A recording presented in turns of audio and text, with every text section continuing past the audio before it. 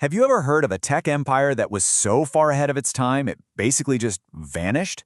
Well, today we're going to talk about the incredible, kind of tragic story of Japan's mobile phones. These things were straight out of science fiction, but that same brilliance is exactly what led to their downfall. Let's get into it. So if you were paying attention back in the early 2000s, you probably saw pictures of these wild Japanese flip phones. I'm talking full internet access, digital wallets, even live TV streaming to your phone. It was insane.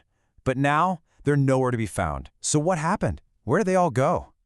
You can really break this whole story down into three main parts. First, you've got this golden age, where the innovation was just off the charts. Then, boom, a huge disruption hits and changes everything. And that leads us to today, this new reality the Japanese companies are trying to figure out. Let's start at the beginning. All right, so from the late 90s all the way up to about 2007, Japan was basically living in the mobile future. The only thing was, this future was happening inside a bubble. It was this amazing, brilliant, but totally isolated world, evolving on a completely separate track from the rest of the planet. And this era gave us this very special kind of phone, which people nicknamed Garake. Now that's a mashup of Galapagos and keitai, the Japanese word for a cell phone. And honestly, it's the perfect metaphor. Think about it. These phones were like a unique animal species that evolved on an island, perfectly adapted for that one environment, but totally unequipped for what was happening in the outside world. And I mean, these devices were just stunningly ahead of their time. We're talking iMode, a full-blown mobile internet service way back in 1999. They had electronic wallets you could use to pay for a train ticket or a soda at a vending machine. They were waterproof, and they could literally stream live TV. The rest of the world wouldn't see features like these for years. It was wild. So you might be asking, how did this strange evolution even happen? Well, it all came down to something called the carrier-led model. Basically, the big mobile carriers like NTT Docomo were the ones calling all the shots. They decided every single feature, every spec.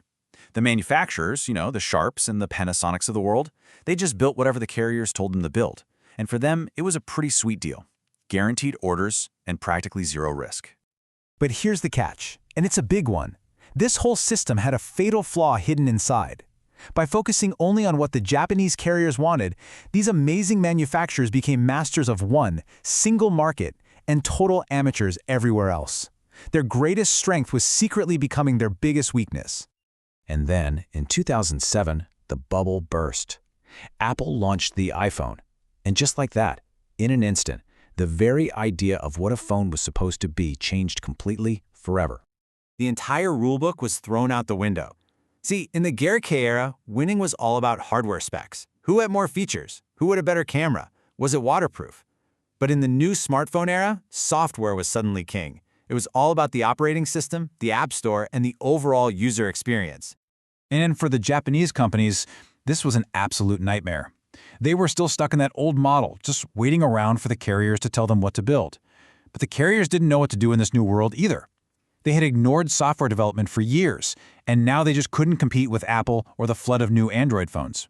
They started to lose ground, even in their own backyard. And that was the real heart of the problem. For over a decade, they were told what to make, but they never had to figure out why.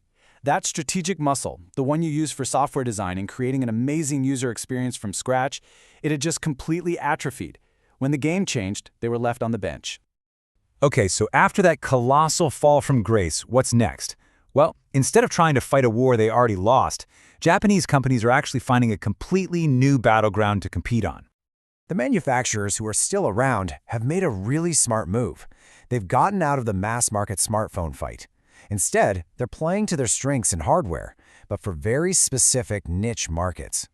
We're talking things like super tough, rugged phones for construction sites, high-security devices for big companies, and all sorts of sensors for the Internet of Things. And the carriers are changing their game too. They're realizing they can't just be the pipes that deliver data anymore. They're trying to become platform companies, building the digital foundation for things like smart cities and automated factories. So now they're not just ordering phones, they're teaming up with manufacturers to build brand new solutions from the ground up. Now, you might be thinking, okay, that's a cool history lesson, but what does it have to do with me?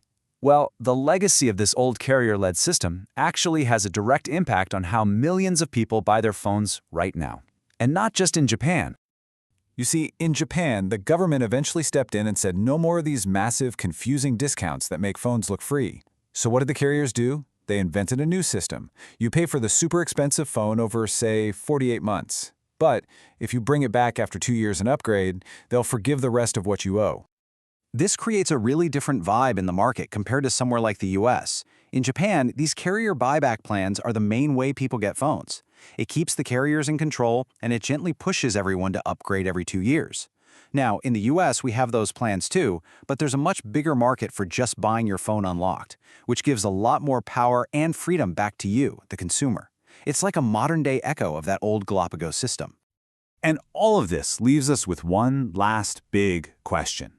The story of the Garakei is this incredible cautionary tale about the dangers of being brilliantly isolated. It really makes you wonder, what hugely successful tech giant today is living on its own perfect Galapagos island, totally dominant, but completely blind to the tidal wave of change that's gathering just over the horizon?